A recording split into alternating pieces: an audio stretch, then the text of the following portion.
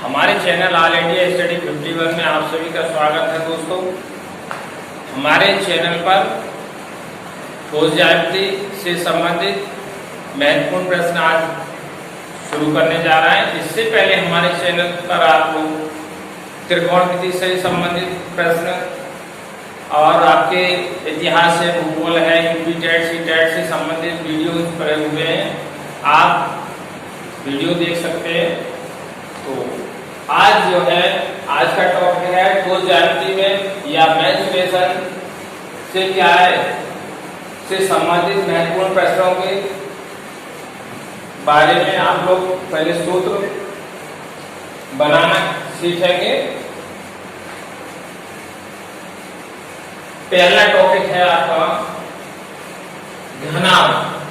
क्या है घनाभ, क्या है और इससे संबंधित सूत्र आप देखेंगे। तो घनाभ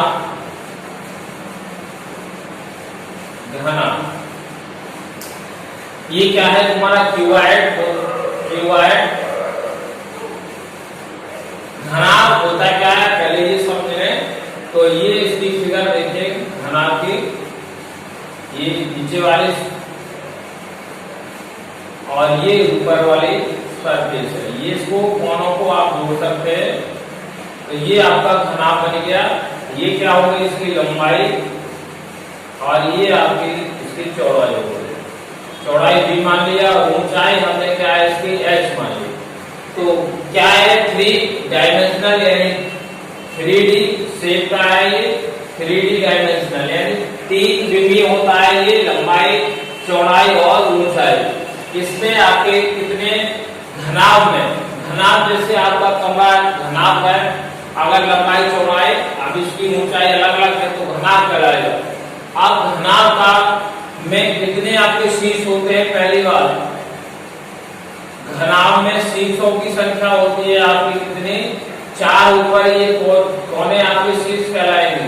तो कितने हो गए 4 ऊपर और 4 नीचे, टोटल कितने हो गए 8 शीर्ष हो गए। शीर्षों की संख्या 8 हो गई।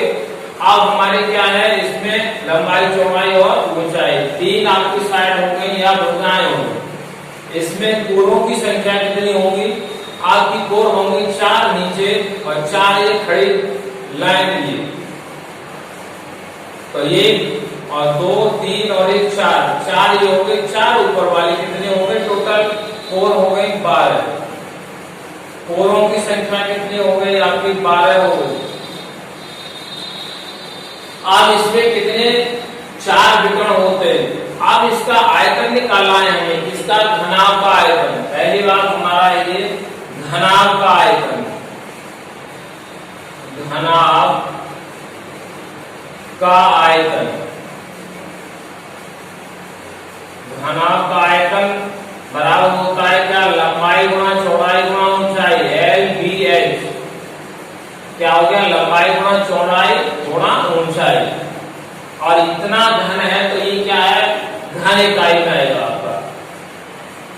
घन इकाई, घन इकाई का मतलब है कि अगर क्या है लंबाई चौड़ाई ऊंचाई आपकी सेंटीमीटर में रखी है तो घन सेंटीमीटर आएगा, मीटर में रहती है तो घन मीटर आएगा। चौथा आपका सूत्र इससे संबंधित है आपका घनाभ का आयतन हो गया। अब घनाभ का नाम क्या है, संपूर्ण पृष्ठ। इसका घनाभ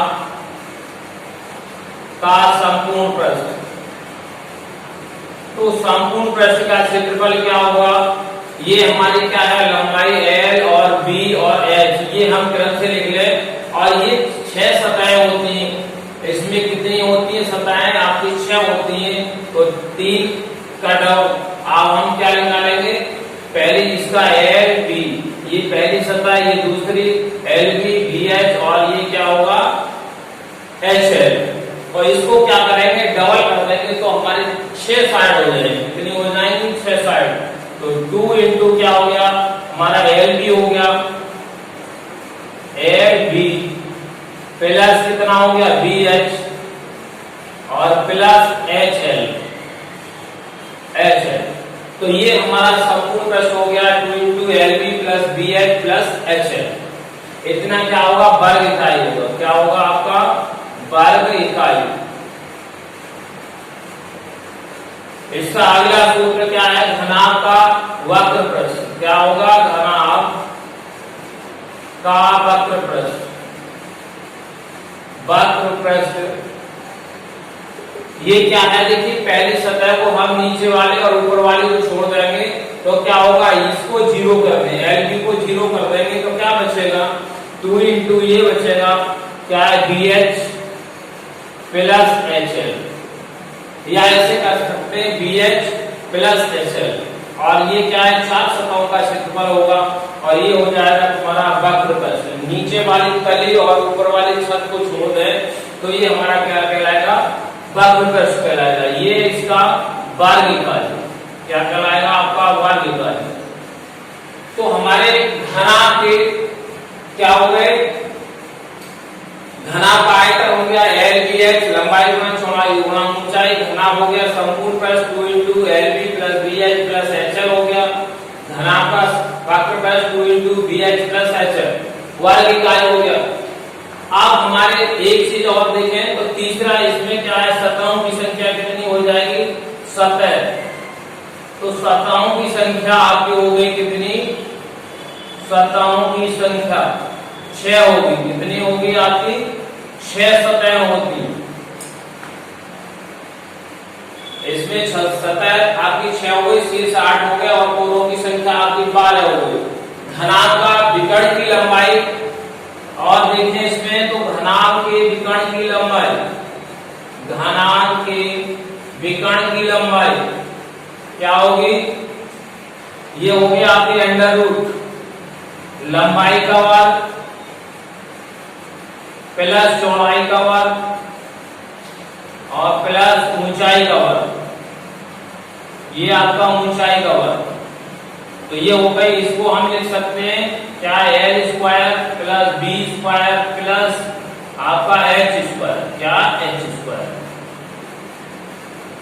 तो ये घनाभ का क्या हो गया? विकर्ण। घनाभ के विकर्ण की लंबाई हो गई आपकी क्या?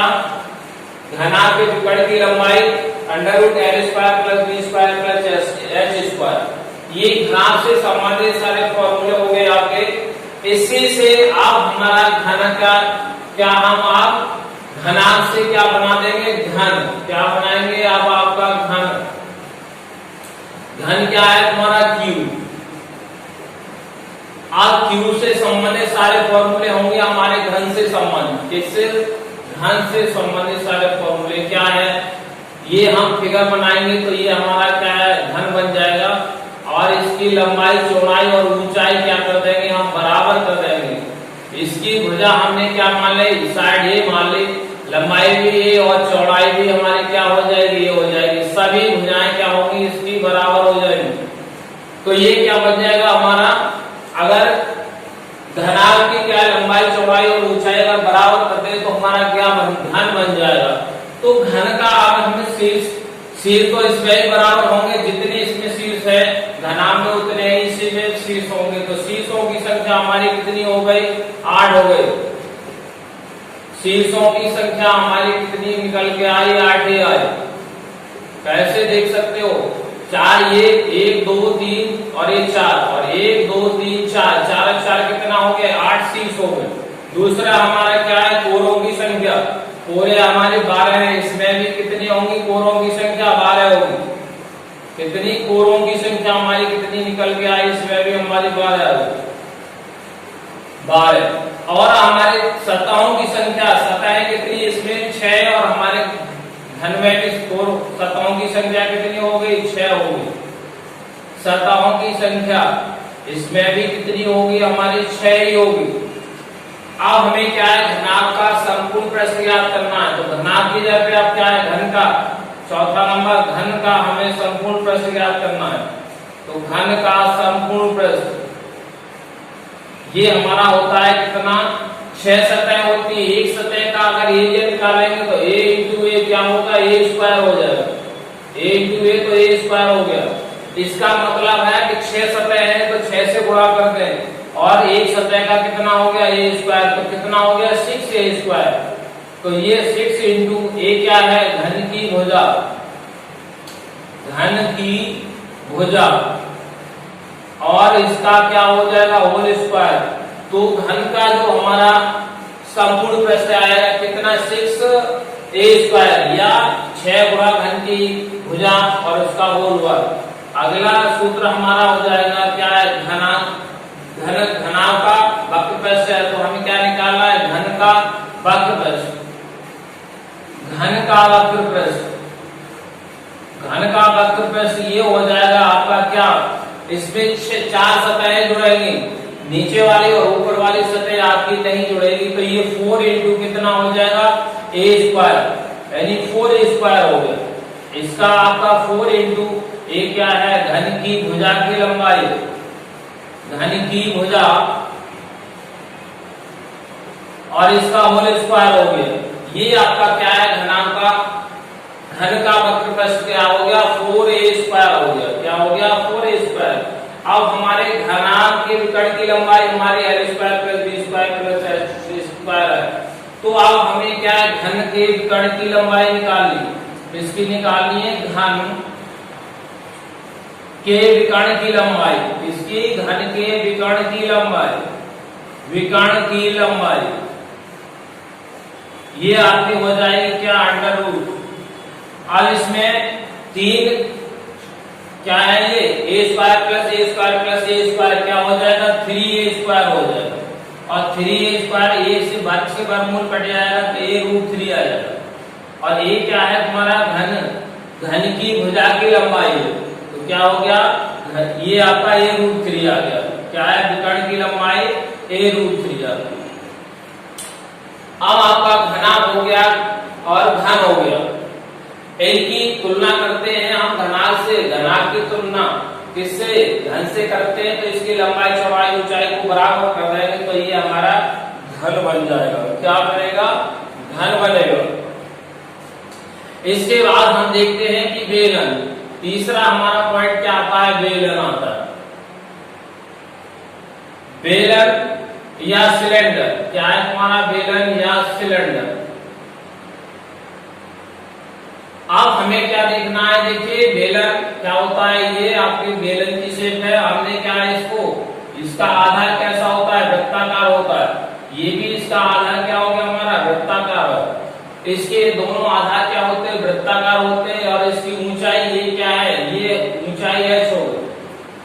ये है हमारे बेलन की ऊंचाई, क्या हो गई, ऊंचाई। दूसरी चीज आप देख रहे हैं, ये क्या है, आपकी त्रिज्या हो गई, इसकी बेलन की हमारी त्रिज्या हो गई। और ये पूरा क्या है, व्यास है। व्यास त्रिज्या का क्या होता है, 2 गुना होता है। ये आपका व्यास हो गया। तो आप हमें क्या निकालना है, बेलन का आयतन, का बेलन का आयतन। बेलन का आयतन का सूत्र क्या होगा आपका, ये होता है आपका बेलन का आयतन का सूत्र, आधार का क्षेत्रफल। क्या होगा तुम्हारा, आधार का क्षेत्रफल, आधार का क्षेत्रफल और गुणा क्या है, ऊंचाई। इसका आधार जो है क्या है, वृत्ताकार है, तो वृत्त का क्षेत्रफल क्या होता है आपका, वृत्त का क्षेत्रफल होता है πr²।